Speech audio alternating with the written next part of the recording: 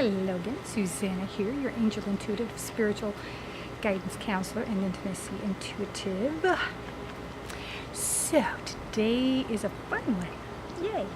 I'm sorry for the sweat, a little glistening. My angel sweats. So what if we were to tell you that your greatest flaw could be your greatest gift? What? You're saying what? This big bump on my nose, how can that be my greatest gift? Well, that's just one thing. There are so many different examples, because I get this question fairly often, fairly frequent, and just got it recent, which is why I wrote it down. And they were talking about a personal issue, and they're just like, this is holding me back because of this one thing, because of this one problem, because of this one flaw, this fatal flaw. And it was something superficial. It was something to do with her appearance. And, she's saying, because of this, I'll never be anything. I'll never get out there. I'll never be able to, stand up in front of people and public speak or anything like that, or even be a cashier for that matter. And it's just ridiculous. First thing that they say is, when it's a physical flaw is what we think it is. You know what? Number one, for everything that we don't like about ourselves, there's hundreds of people that love that about us. Okay?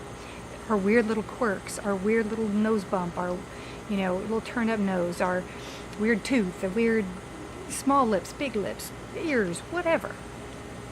It's what makes us who we are.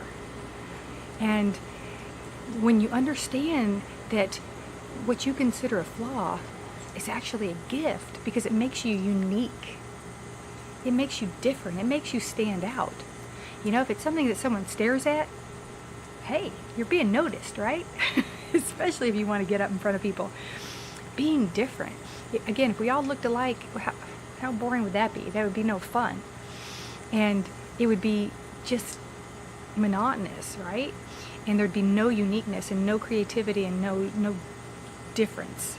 It's just like our opinions. If everyone thought the same way, note to people out there, if everyone felt the same way, what would there be to learn? We learn from each other's differences. We learn from our opinions differing from other people's opinions. That's how human interaction works. And there shouldn't be an argument about it. There should be, respect, appreciation of people's differences. Like them or don't, We're all different for a reason. So if you take that flaw, I got my little bumps, I got my scars, and I don't try to hide them. I don't cover them with makeup. I don't, go like this when people are talking, when I'm talking to people. It is what it is. It's part of who I am now. And, I didn't have them fix it when it happened. So the thing is, where that becomes, I don't consider it a flaw, first of all. I'll get that out there. But for instance, if I did, and if I could embrace that, and maybe that's why I don't consider it a flaw, because I kind of do. It's that experience made me who I am. So I can embrace it because, hey, I survived. And this is pretty much all that happened. I was extremely lucky. If you read my book, you know what I'm talking about.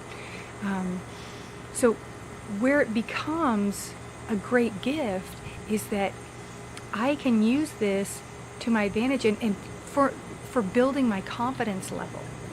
Because people are drawn to people who are more confident, right? Are you not more drawn to someone who carries themselves well, who isn't afraid to get out and talk to people?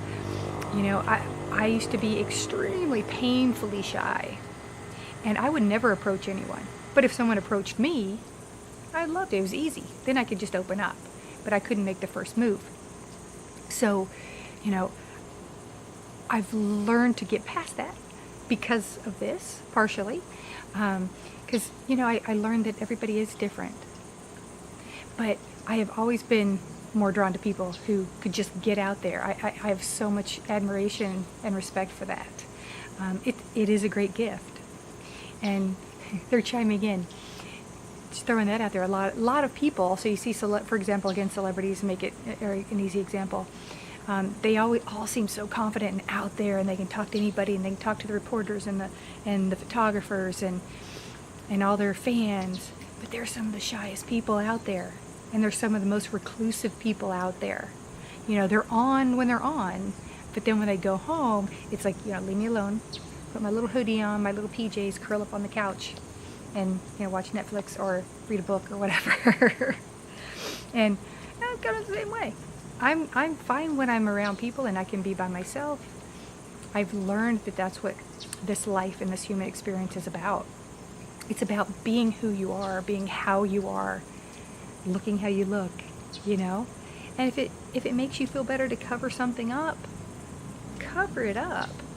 But you don't have to hide from it. That's the difference. You know, if you want to camouflage it, but you don't have to hide from it. You know, God doesn't make mistakes. He makes us who we are and puts us through what we go through for a reason. And it's to make us better. It's to make us stronger. And it's to make us that example for others so that they can get through anything. So next time you're looking in the mirror, or next time you do something and you consider it a flaw, if you think you have any kind of flaw, turn it around. See what's beautiful in that flaw. See what makes you unique for having that flaw. See the beauty in it. Be proud of it. Show it off, flaunt it. Don't be afraid of it. Don't hide from it. Appreciate it. Enjoy those flaws and have a beautiful week.